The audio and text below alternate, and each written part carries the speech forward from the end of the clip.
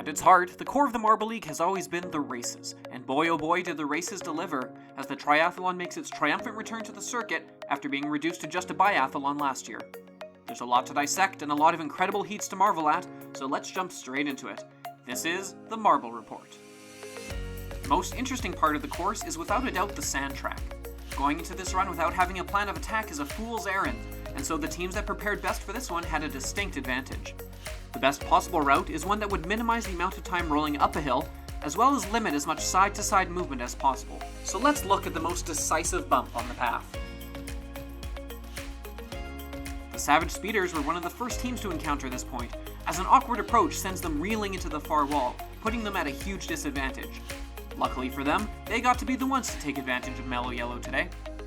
Now that's not to say you need to avoid the bump entirely. The Thunderbolts and Minty Maniacs here both edge the side of the bump, but make use of the following inward slope. Were it not for a timely block from the Arrangers, the Thunderbolts would have had exploded into a huge early lead, entering the track section with momentum.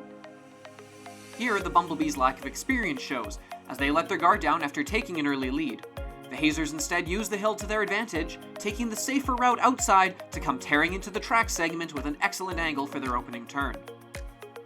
The track section gives the audience a chance to breathe. Only 4 position changes ever occurred during this section, and none for the lead. The most important part of this section is the entrance, being able to maintain speed around the opening corner. These are all experienced athletes who are coming off of the Marbula 1 circuit, and as a result the lines were very reliably solid among all competitors.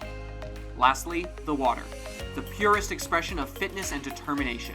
If you've ever tried to run on water, you know how much resistance it provides. It is here that marbles show how badly they want it. And there's nothing more to learn from analyzing the underwater footage, so take a few moments to marvel at the effort exerted by these highly trained athletes.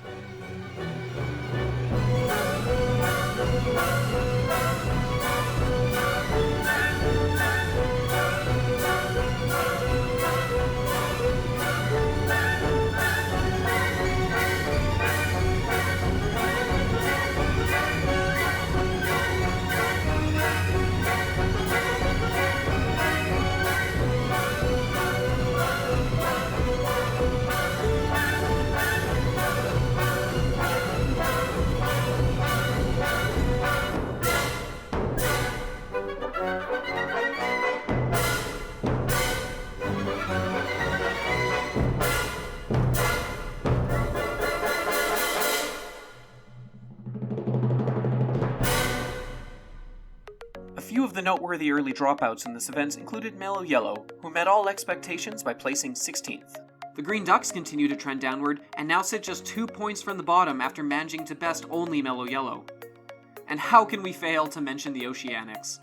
Their water event woes are well remembered from 2019, and after an off-season of hard work and renewed focus, they still blew it, predictably and hilariously in the final stretch.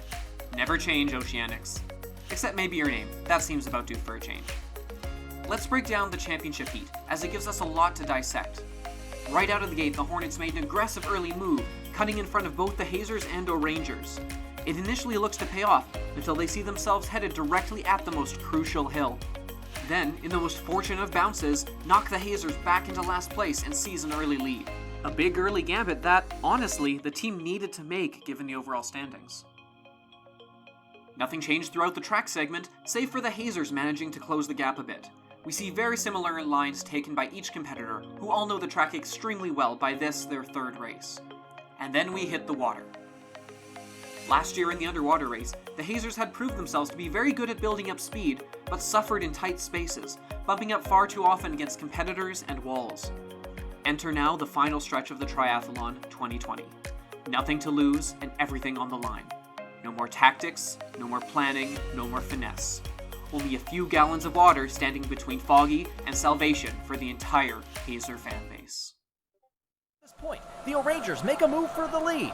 Momo is going to try their same draft. They close up almost too quickly, but now they can make a move for the lead. And they do. Everybody is right up there. The Hazers shoulder on through and will get the goal.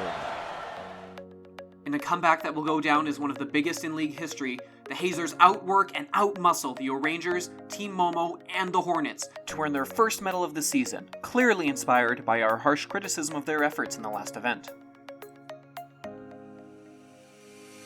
Team Momo grabbed their second straight silver medal, bumping themselves up to 6th in the overall standings. Bronze went to the O'Rangers, who now pad their cushion atop the Marble League standings. This event marks their 5th medal of the 2020 season. And that's all the news for today. This has been the Marble Report.